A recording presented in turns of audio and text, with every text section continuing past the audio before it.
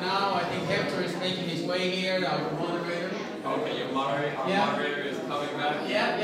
And we're excited to have you guys here. I'm sorry for a little delay there, but okay, you want to take over?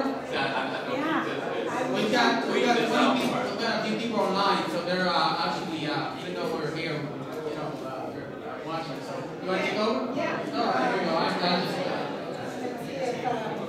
I think we have one for each. Let's see if that works. We'll share this one. I have no problem with that.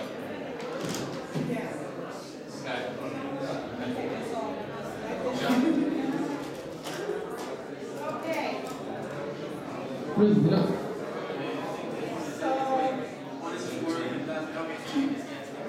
So welcome. Thank you so much. Okay, and we're going to ask you to introduce yourselves, then immediately, very shortly, please, and immediately after that, then I will start the questions. Okay, no problem. I'll go right ahead.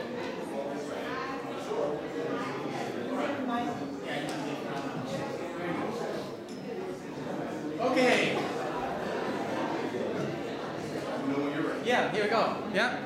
I want to thank the Latino Caucus, specifically a great friend of mine, Mr. Garcia, and also for me for moderating. My name is Darrell Gaston.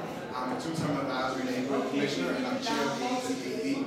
And as someone who is part Dominican, my father's from Havana in the Dominican Republic, I grew up understanding the need for greater outreach within the Latino community. Over the past 3 years, we have supported not only the DC Dream Act, but the Dream Act in Maryland that passed last year to support. And my goal is that DC needs to do a stronger outreach in helping our Latino community. I believe that our Latino residents who grew up here should have the same opportunities afforded to me by me being a natural born citizen. They should be going to college at the same rate that we're going. They should be able to have access to equal opportunities such as housing, such as being able to not be discriminated against. And we need to make sure that the case that happened in South Florida with Daniela Polaris does not happen here. Someone who grew up in this country, in this city, should be afforded the same rights and should not be faced to be deported. So my goal is to have equal access to education, affordable housing, and to protections, not only just for them, but for everyone, so that we're not facing any discrimination with any residents. So again, Darrell Gaston, I think Latino Caucus for being here and I'm here to answer any questions you may have. In a minute, he's going to introduce himself, and then we'll start with the question. All right, thank you. Buenos dias. Buenos dias. I'm Jacques Patterson from Ward 8. Thank you for allowing me to come here. It's such a great opportunity to come here this morning. It's nice to see my good friend Franklin, who we've worked with on the state committee. I look forward to answering your questions because although we don't have a large Latino community, it is growing and the concerns are there. And I'm reaching out to the director of the Latino office to make sure that we're starting to address those issues early on so that I can be proactive. And so I'm here to answer your questions to make sure that we address it very well. And I just thank you for the opportunity. Thank you. Thank you. So the first question has to do with the Dream Act. And as some of you know or may know, the Dream Act, the potentiality of the Dream Act in the country, but particularly in DC, is important to not only the Latino community, but it's important to the immigrant community generally. And so the question is, would you support the passage or the enactment of a Dream Act in the District of Columbia? I would like to say unequivocally, yes. I think it is the most important thing that we can possibly do for the community. I think that we need to make sure that we have pathways for people that are from the Latino community to make sure that they're recognized through all venues, also including in the military. So yes, 100% I support the Dream Act. Thank you. Yes, yes, yes. I remember the discussion when the Dream Act first came into Congress, and it was a lot of protesting to get that passed. Then we came to get to California, then it came to Maryland, and the discussion was here in DC. My ANC was the only ANC east of the river, and one of the very, very few ANCs to pass a resolution supporting the Dream Act for DC. And what I would do, I would actually expand it beyond education by giving undocumented residents the opportunity to get an ID so that they can be able to get on the pathways to being regular residents. Whether you're born here or brought here as a child, you should be able to get the same amenities, the same rights as I do, as Jacques do, as anyone that's born here. So not only would I limit the DREAM Act to education, but I would expand it so that we can begin making the process easier for making residents not be able to be deported. The mayor did a wonderful thing by signing the executive order for the secure resolution. The council passed a resolution similar to that. So I believe that we're on the right track. And frankly, Garcia wrote an amazing article in Huffington Post that alluded to why the DREAM Act is important. Because if we're educating these kids here, they should be able to stay here and use their talents here as well. Thank you.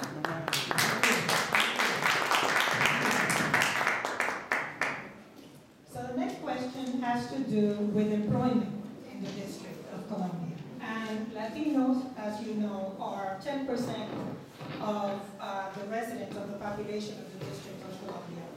Yet they only have 2% of the jobs. And so the question to you is, if you were to be successful in your quest, what would you do about the low levels of employment of DC residents? How would you increase that number? Sure. There are a number of things. I think I was talking to Franklin about a couple of months ago. I have a resident in my ANC that's Latina, and she wanted to get enrolled into the community college. But there was a language barrier there in the Office of Admissions that prohibited her from being able to understand appropriately the necessary steps to take. And so I believe that we need to do a better job, one, with the community college by providing bilingual residents, bilingual employees who work there that can make it easier for our residents to attain the education qualities to get a better job, but not takes a career. We also need to increase the budget of the Office of Latino Affairs so that they can outreach with the private sector to break down the barriers and the stereotypes so that our residents, our Latino residents, can know that they're worth more than working at a construction site. They should be able to be business owners. They should be able to work in the DC government. I will also introduce a bill that give points, preferential points if you're bilingual or if you're a minority such as Latino African Americans, so that we can do a better job outreaching to Latino communities so that they can actually work for the government. So those three things. Increase the budget of OLA, so that they can do a better job reaching with the Human Resources Department and the private sector. Get preferential points on the DC 2000, and also do a better job with the community college that actually be educated to get a career. You know, it's interesting because people always ask, and they start talking about what they will do. You would ask what we'll do, but I've also already done something. I was in the first and foremost of getting the community college here. We selected, I was part of the feasibility study that brought the community college here, working with DC Appleseed and Alice Riveland to make sure that we had a community college. And I say that because I was one of the first people to start talking to Josephine Butler to make sure that we were going to start addressing the issues that pertain particularly to your question of making sure that we had a workforce, particularly with the Latino community, to make sure that they were getting jobs. So I'm on the ground right now, working with Josephine Butler to make sure that we have the classes that address the issues, that are making sure that Latinos get the job that they need to do. So that is something I will continue to do. I've outreached already to the Latino community and made sure that I've had contacts with the Latino Office of Community Affairs. And so I'm working very hard with them. We have a one-on-one community, and we're going to make sure that we're addressing those issues. As I said earlier, our community, the Latino community, is growing in Ward 8, and I want to make sure that we're out front with it. Not trying to answer questions once I get into office, but what are we doing right now to make sure that they're transitioning into Ward 8 in an effective way where they become a very active participation in the community itself. All right. Thank you. We're going to go into our next question. We got some tough candidates over there for you. Let me tell you, they're ready. This question deals with Latino representation in the city council. And for many years, we have a 54,000 population in Washington, D.C. And we're talking about that we've never had a representative in the city council, Latino representative in the city council. Now, it is the responsibility of our community to take charge, to take the lead, and mount campaigns and help get a candidate get elected. But we do need help from our fellow residents in Washington, D.C. Just like Washington, D.C. is asking America to help us be represented in our legislature, the Congress. And so we're asking for a little help in our local legislature, the City Council. And so we know we have that responsibility. We could use a little help from our friends. Give us some ideas, candidates. How would you support that? Yeah, I'm glad because I can point to a couple people that's in this room that I've already worked with. First of all, because we met earlier, and working with her son, just to make sure that when we first ran against at large, and we got to meet each other, and we got to talk then. Also, I sat at the Federal City Council, and we actually had a candidate that we wanted to run. I'm not going to put her name out there because she wanted to run for Ward 1, and me and John Hill really would have liked to see her run. We encouraged her to run. We told her that we were going to have fundraisers for her. She opted not to run in that race, but we are actively working in the community to make sure that there is representation. And you also have some people that I've served with on the state committee. You have Philip Cornell, you have Franklin Garcia, and we made sure that there's representation on the state committee. Those were important things because that is the training ground for people to make sure that they become part of the political process. You learn and you network in that organization, and it's been vital. A lot of things that we have on the state committee is in due in large part to the president, that it gets that information out. I've had a joy working with him, and I'll continue to work with him to make sure that we have a candidate that will be there to represent this community. And I look forward to helping that person, whether it be on the ground, campuses, whatever they need, fundraising. I'm going to be there for this community to make sure that we have representation on the campus.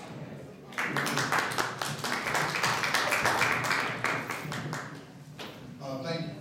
I see Latinos been in public office in several ways. The first way is the way that impacts the residents the most, being ANC commissioners. I believe, for example, the Latino Caucus can do a public policy program, training Latino residents on how to run for ANC. That is the best way to impact the community on a local level, getting your issues